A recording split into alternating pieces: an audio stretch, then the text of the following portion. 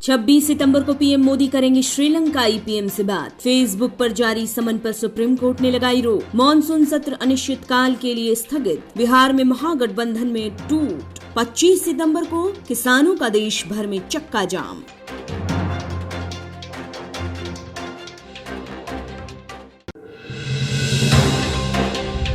भारत और श्रीलंका के बीच के रिश्तों को और मजबूत करने के लिए प्रधानमंत्री नरेंद्र मोदी और श्रीलंका के पीएम महिंद्रा राजपक्षे 26 सितंबर को ऑनलाइन शिखर वार्ता करेंगे। इस बैठक में दोनों नेता आतंकवाद के खिलाफ सहयोग करने, व्यापार संबंधों को बढ़ावा देने और लंबे समय से चल रहे तमिल मुद्दे पर बातचीत करेंगे।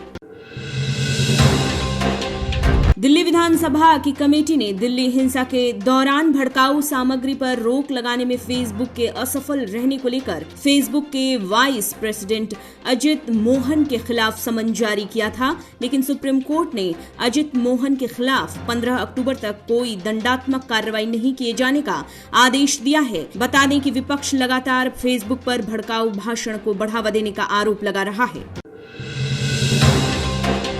14 सितंबर से शुरू हुए राज्यसभा के मॉनसून सत्र को अनिश्चितकाल के लिए स्थगित कर दिया गया है। 1 अक्टूबर तक चलना था मॉनसून सत्र, लेकिन विपक्ष ने 8 सांसदों के निलंबित होने के बाद सत्र का बहिष्कार किया। इसे लेकर राज्यसभा में विपक्ष के नेता गुलाम नबी आजाद आज राष्ट्रपति से मिलकर दल कृषि संबंधी विधेयकों के संसद में पारित किए जाने का विरोध दर्ज कराया है।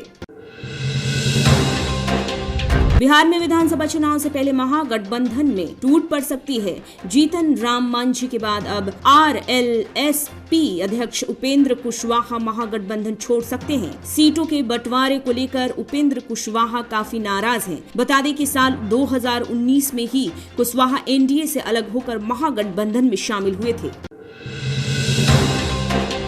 संसद में पारित किए गए तीनों कृषि बिलों के विरोध में भारतीय किसान यूनियन ने 25 सितंबर को देश भर में चक्का जाम करने का ऐलान किया है। भारतीय किसान यूनियन ने इसे किसान कर्फ्यू का नाम दिया है। यूनियन ने कहा, बिल पास करके किसानों के अधिकारों को दबाने की कोशिश कर रही है सरकार, लेकिन अब लड़ाई आमने सामने की होगी और सरकार को झुकना ही होगा।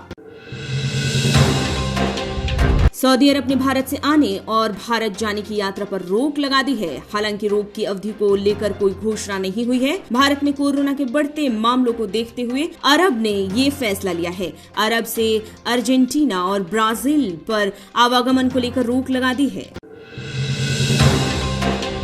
चीन अपनी विस्तारवादी नीति को लेकर लगातार नेपाल की जमीन पर अधिकार जमा रहा है, लेकिन अब नेपाल में चीन का विरोध शुरू हो गया है। चीन के द्वारा नेपाली जमीन पर कब्जे के खिलाफ काठमांडू स्थित चीनी दूतावास के बाहर युवाओं ने विरोध प्रदर्शन करते हुए चीन के खिलाफ जमकर नारेबाजी की। वो लगातार बैक ऑफ चाइना का नारा लगा रहे हैं। बता दें कि चीन ने नेपाल के हिस्से में इमारत खड़ी करनी शुरू कर दी है।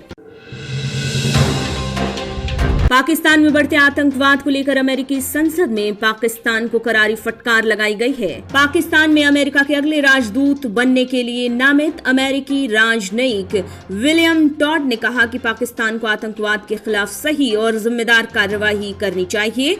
इसके अलावा भारत के साथ पाकिस्तान के रिश्तों को सही करने के लिए भी बेहतर कदम उठाने की जरूरत है।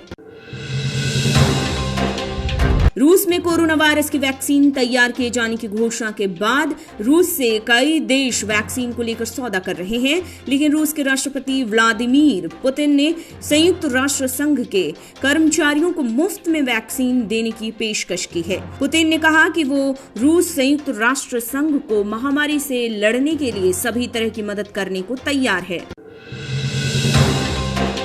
ड्रग मामले में बॉलीवुड की बड़ी हस्तियों के नाम सामने आने के बाद अब टीवी कलाकारों के नाम भी सामने आ रहे हैं। मुंबई एनसीबी ने आज टीवी के 2 कलाकार अबिगैल पांडे और सनम जोहर को पूछताछ के लिए एनसीबी ऑफिस बुलाया है। ड्रग पैडलर केजे उर्फ करमजीत के खुलासे के बाद दोनों टीवी सितारों को बुलाया गया है। केजे टीवी और फिल्म के कई सितारों को ड्रग सप्लाई करता था। आप देख रहे हैं नेट्रिक न्यूज, साहस सच कहने का।